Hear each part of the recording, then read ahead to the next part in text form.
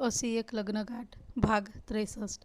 तर मित्र आणि मैत्रिणींनो, आपण मागील भागात पाहिले श्रेयस तृप्तीच्या अतिप्रेमामुळे तिला लवकर विसरत नाही आणि सीमा मात्र त्यामुळे पतिसुखापासून वंचित असते. नंतर तृप्तीच्या आठवणीत भावनेच्या भरात सीमा आणि श्रेयसचं मिलन होतं. तर आता पुढे रात्री श्रेयस आणि सीमा दोघांनाही त्यांच्या मिलनानंतर गाढ झोप लागते. श्रेयसची तृप्तीच्या मृत्यूनंतरची झोपच उडाली होती, पण त्या दिवशी थकल्याने आणि सीमा त्याच्या मिठीत असताना अगदी भावनेच्या भरात तृप्ती समजून तो रात्रभर गाढ झोपला. सकाळी सीमाला जाग आली. ती कपडे घातले नसलेल्या श्रेयसजवळ त्याच्याच रजईमध्ये रात्रभर झोपली असल्यामुळे तिला खूप लाज येत होती आणि हृदयात धडधडही होत होती. तिने श्रेयसकडे पाहिले. तो शांत झोपला होता. त्याचा चेहरा खूप मासूम दिसत होता. केस अस्ताव्यस्त झाले होते, तरी त्याच्या गोऱ्या आणि हँडसम चेहऱ्याला ते सोबत होते. त्याच्या कपाळावर, गालावर सीमाच्या ओठांचे ठसे उमटले होते. तिला त्याच्या चेहऱ्याकडे पाहून खूप प्रेम दाटून आलं. त्याला जाग येणार नाही अशा खूप हळूवारपणे त्याच्या कपाळाचे चुंबन घेतले आणि ती उठली. कपडे नीटनेटके केले. स्वतःला आरशात न्याहाळले. स्वतःचा चेहरा आरशात पाहून तिला खूप लाजायला होत होतं. तिने तिच्याही नकळत चेहऱ्यावर आपले हात लाजेने झाकले. तिचा चेहरा आरशात पाहून तिची स्वतःचीच तिला लाज वाटत होती. तिचे गुलाबी ओठ किंचित चावले गेले. त्याच्यामुळे जास्तच गुलाबी झाले होते. ठिकठिकाणी चेहऱ्यावर श्रेयसचे प्रेम झळकत होते. ती पटकन खाली आली आणि आंघोळ केली. स्वतःला आरशासमोर खूप सुंदर सजवलं. त्याला आवडणारी निळ्या जांभळ्या कलरची साडी तिने नेसली. कपाळावर छोटीशी चंद्राची आकाराची टिकली लावली. चेहऱ्यावर थोडा पावडरचा हात फिरवला. कानात मॅचिंग इयरिंग्स घातले. भांगेत कुंकू भरला. कुंकुम भरताना तिला खूप धन्य वाटत होते. कधी नाही तिने केसात बागेतून गुलाबाचे टवटवीत फुलं आणून केसात खोवले आणि श्रेयसची उठायची वेळ झाली असेल म्हणून तिने त्याच्यासाठी पटकन चहा बनवला.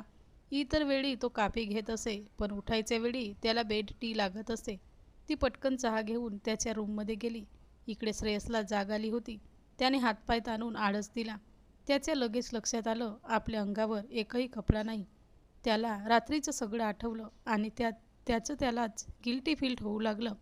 त्याच्या मनात आलं, सीमाला काय वाटलं असेल. तो पटकन कपडे घालण्यासाठी उठला. त्याने अंगावरची चादर फेकून बेडवरून उठायला आणि दार उघडून सीमाला चहा घेऊन आत यायला एकच वेळ झाला. त्यांची नजरानजर झाली. सीमाने त्याला पाहिले. त्याला अशा स्थितीत पाहिल्याने तिने ई असं म्हणून पटकन दाराकडे तोंड फिरवलं.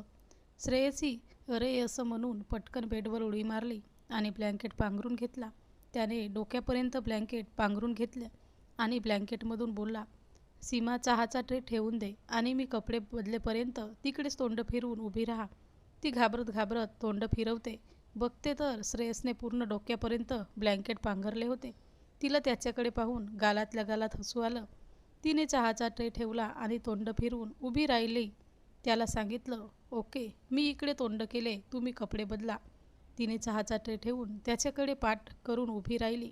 त्याने घाबरतच पटापट कपडे बदलले आणि तिला म्हणाला, झालं आता, दे आता मला चहा तयार करून. तिने तोंड फिरवलं. दोघांची नजरानजर भिडली. दोघांचे गालात एकदमच हसू फुटले. तिने त्याला चहा तयार करून दिला. त्याने चहा घेतला. ती चहाचा ट्रे उचलून जाणार इतक्यात त्याने तिचा हात पकडला. तिने ट्रे तसाच ठेवला. तिचा हात हातात घेऊन म्हणाला, सॉरी सीमा. ती म्हणाली, कशाबद्दल? तो म्हणाला, ते रात्री अचानक आपल्या दोघात, त्यामुळे. तो एक एक शब्द करून गुंतत बोलत होता. श्रेयस तृप्तीच्या फोटोकडे बघून, सॉरी तृप्ती असं म्हणून त्याने खाली मान घातली. सीमाने त्याचा हात हातात घेतला आणि खाली मान घालून म्हणाली, ताईला तुम्ही का सॉरी म्हणता? ती हयात असतानाच तुमच्याजवळ तिने किती हट्ट केला होता. तिला आपल्याकडून बाळ हवं होतं. माझ्यामध्ये आज तृप्तीताई जिथेही असेल तिला आनंद झाला असेल. तिची इच्छा पूर्ण झाली म्हणून. श्रेयस म्हणाला, पण सीमा मी तुला काही विचारले नाही, तुझ्या मनाचा विचार केला नाही आणि त्याने खाली मान घातली. सीमा म्हणाली, श्रेयस मीही तुमची बायकोच आहे आणि तीही लग्नाची आणि माझं तुमच्यावर अगोदरच प्रेम होतं. I love you Shreyas. I love you Seema. दोघांनीही एकमेकांना प्रेमाची कबुली दिली. खूप दिवसापासून सीमा या दिवसाची वाट पाहत होती, श्रेयसच्या प्रेमाची. आज तिची इच्छा पूर्ण झाली होती. तिच्या डोळ्यात अश्रू आले होते आणि भावनेच्या भरात तिने श्रेयसला मिठी मारली. दोघे एकमेकांच्या मिठीत शिरले. श्रेयसने तिचा चेहरा हातात घेऊन तिच्याकडे निरखून पाहू लागला. सीमाला म्हणाला, खूप सुंदर दिसते आहेस. वाव, लव्हेस्टर कलर माझा आवडता. आणि तृप्तीचाही. या साडीत खूप सुंदर दिसते तू. आणि ह्या गुलाबाचे फुलाचे सौंदर्य तुझ्या केसामुळे जास्तच वाढत आहे. त्याने तिचे केस सावरले. तिच्या चेहऱ्यावरून नाकावरून आपली बोटे फिरवली आणि तिच्या ओठांचे चुंबन घेण्यासाठी पुढे चेहरा केला. तेवढ्यातच सीमाने त्याला लोटले आणि एकदम चमकत म्हणाली, अरे मी गॅसवर दूध ठेवलं होतं. तू मला चहा देऊन लगेच वापस येईल म्हणून कमी गॅसवर ठेवले होते. आणि तिने पटकन चहाचा ट्रे उचलला आणि जाऊ लागली. दार उघडून जाताना परत त्याच्याकडे तोंड करून म्हणाली, अंघोळ वगैरे करून पटकन नाश्त्यासाठी खाली या. तिने बघितले तो तिच्याकडे स्मित हास्य करून पाहतच होता. तिला डोळे भरून ती दार लोटून निघून गेली. त्याने मागे डोक्यावर हात घेऊन उशाला रेलून बसला आणि स्वतःशीच हसत होता. त्याला आज खूप प्रसन्न वाटत होतं. तिने पटकन त्याच्या आवडीचा नाश्ता बनवला. तो अंघोळ वगैरे करून कपडे घालून खाली आला. त्याने पोट भरून नाश्ता केला आणि म्हणाला, थँक्यू सीमा, नाश्ता खूप छान बनवला होता. आई केव्हा येणार आहे? आता 9 वाजता आईचा तसा फोन आला होता. मामाचा मुलगा गाडीत पोहोचवून देणार आहे. सीमा डायनिंग टेबलवरचा नाश्त्याचा पसारा आवरतच बोलली. तो म्हणाला, बरं मी आई आली की कंपनीत जातो आज. काय चालू आहे बघावं लागेल.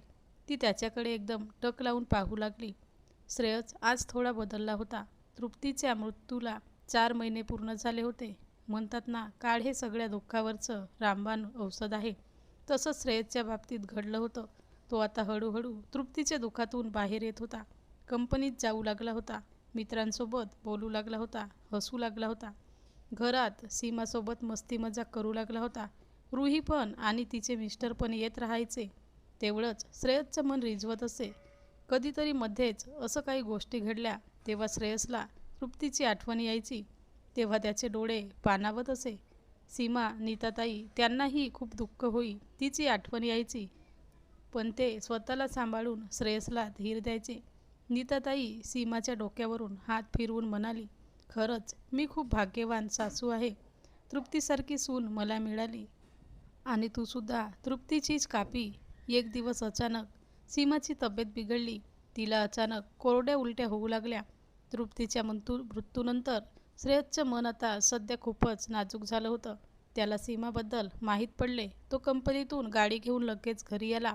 तेवढ्यात नीताताईंनी डॉक्टरांना बोलावले होते. डॉक्टरांनी तपासल्यावर हसतच सांगितले, तुमच्या घरात लहान बाळ येणार आहे. लगेच नीताताई म्हणाली, माझी तृप्ती येणार आहे. सगळ्यांना खूप आनंद झाला. नीताताईंनी देवाला नमस्कार केला. श्रेयस सीमाजवळ येऊन म्हणाला, खरंच मी खूप मूर्ख होतो. माझी तृप्ती असतानाच हे बाळ जन्माला आलं असतं तर किती खुश झाली असती. नीताताई म्हणाली, अरे कदाचित तिला परत जन्माला यायचं आहे म्हणून जे होतं ते चांगल्यासाठीच. अशीच सगळ्यांची मनाची समजूत करून घेतली.